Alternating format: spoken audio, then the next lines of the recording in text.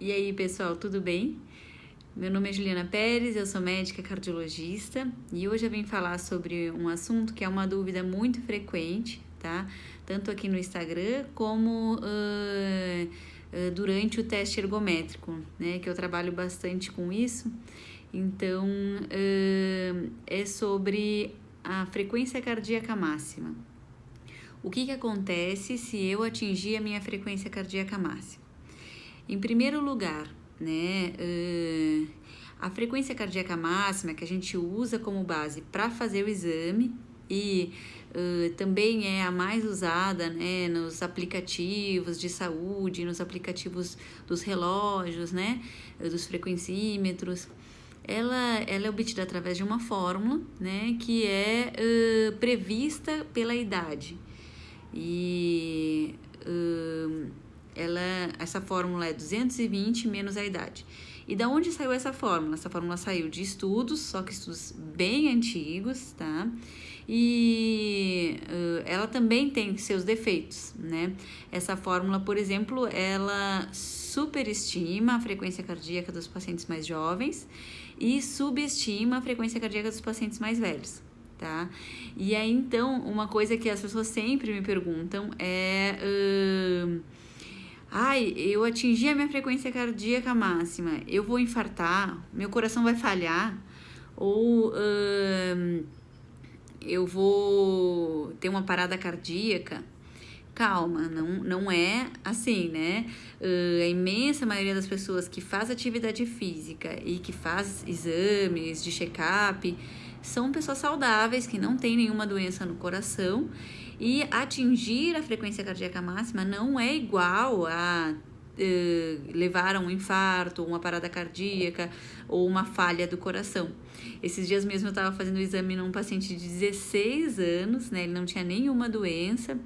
E quando a gente estava chegando próximo da máxima, nem era a máxima, ele me disse que ele queria parar porque era a frequência que falhava o coração.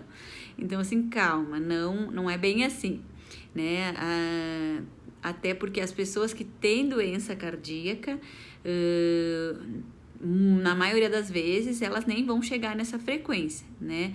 Porque elas têm alguns sintomas, né, que limitam o esforço e, na maioria das vezes, tem alterações eletrocardiográficas antes de atingir a frequência cardíaca máxima, tá? Que, às vezes, até a gente precisa interromper o exame por causa disso. E essas pessoas que têm doença cardíaca, o que vai acontecer é que com o aumento da frequência cardíaca, a gente tem um aumento da demanda de oxigênio pelo coração, né? E quando a gente tem obstrução nos vasos do coração, a gente não consegue chegar ao oxigênio e da forma adequada, né? Com o que era necessário para aquele esforço. Tá? E esse não necessariamente vai ser um esforço máximo, às vezes pode ser bem antes do máximo, tá? Isso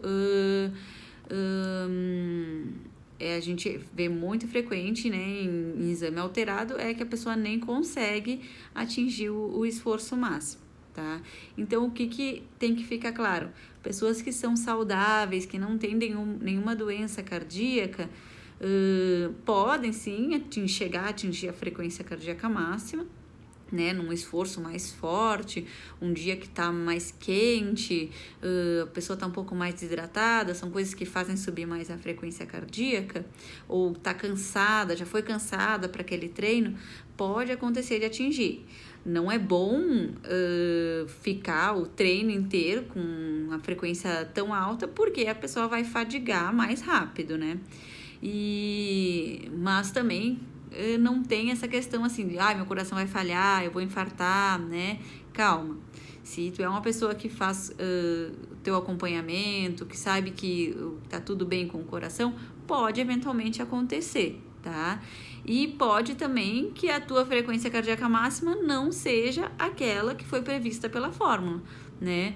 Porque nós não somos máquinas, o nosso corpo ele tem um funcionamento muito complexo, né? Muitas coisas podem interferir na frequência cardíaca e cada um vai ter a sua frequência cardíaca máxima. São previsões, né, de médias populacionais para aquela idade, mas não é obrigatório que todas as pessoas tenham aquela frequência cardíaca. Por exemplo, é muito comum quando a gente faz exame em idosos que são saudáveis, que fazem atividade física, eles passarem da máxima e a gente deixa o exame continuar se a pessoa não está se sentindo, né, já cansada ou perto da exaustão, porque a gente quer ver realmente o que vai acontecer, como é que vai funcionar, né, e definir qual é a frequência cardíaca máxima daquele paciente, tá? A gente, durante o teste, como no teste convencional, nosso único parâmetro é a frequência cardíaca, a gente para o teste quando atinge em torno de até, a gente tolera, né, até 10% a mais do que a frequência cardíaca máxima. Se a pessoa está se sentindo bem, se ela ainda não se sentiu cansada, né, a gente vai até esse valor, tá? E no teste cardiopulmonar, né, a gente vê muito mais o parâmetro dos gases, né? Porque é através dali que a gente vai ver se o exame foi realmente máximo, se a pessoa já atingiu o limiar anaeróbio, né? Se já atingiu o VO2 máximo, né? E a gente não se preocupa tanto com a frequência cardíaca, a gente foca mais nos gases e depois a gente vai ver com qual frequência cardíaca a pessoa atingiu os limiares, tá? E então, quando que eu devo me preocupar? Tá? Por exemplo, eu nunca fiz um exame, eu só tenho o parâmetro da fórmula, né? E eu vou treinar. Quando que eu devo me preocupar? Eu devo me preocupar quando a frequência cardíaca ultrapassar muito o valor daquele máximo previsto, em torno, então, de mais de 10% daquele previsto, tá? E se manter persistente. Principalmente, sim, parei de fazer o esforço e a frequência cardíaca se manteve alta, né? Isso é um sinal de alerta, principalmente nos 2 primeiros minutos da fase de recuperação, tá? E se eu tiver algum sintoma, um sintoma clássico, por exemplo, de arritmia no esforço, é o sinal de Frog, que é quando a gente tem sente o batimento no pescoço muito forte, e o sinal de Frog é o batimento do sapo, né? Ou então uma falta de ar desproporcional, não só cansaço, mas dificuldade para respirar, tá? Dor no peito, né? E mal-estar, assim, suor frio, pressão baixa no pico do esforço, associado a uma frequência cardíaca muito alta, a gente tem que abrir o alerta, né? Sempre que tiver sintoma aos esforços, procurar um médico cardiologista, fazer uma investigação complementar, tá? Então, esses são os recados. A gente não pode ficar refém das fórmulas neuróticos que eu cheguei ali, ó, minha frequência cardíaca máxima é 190. 188 tá tudo bem, 190 eu vou infartar. Não, calma, não é assim. A maioria das alterações cardíacas, elas têm que ter um gatilho para a gente ficar o alerta, né? Então, e se chegar muito acima desse valor, né? Aí a gente observa, diminui um pouco, vê se está sentindo alguma coisa, vê se mantém alta, né? Mas fiquem tranquilos, corações saudáveis podem sim atingir a frequência cardíaca máxima, só que se a pessoa se mantiver muito tempo nessa frequência, provavelmente ela vai fadigar mais rápido, né? Tem alguns atletas que são mais anaeróbios, outros mais aeróbios, então alguns vão tolerar mais isso e outros não.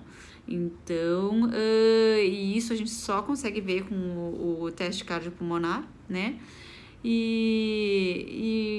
Então é assim, a orientação final: cuidar os sinais e sintomas, né?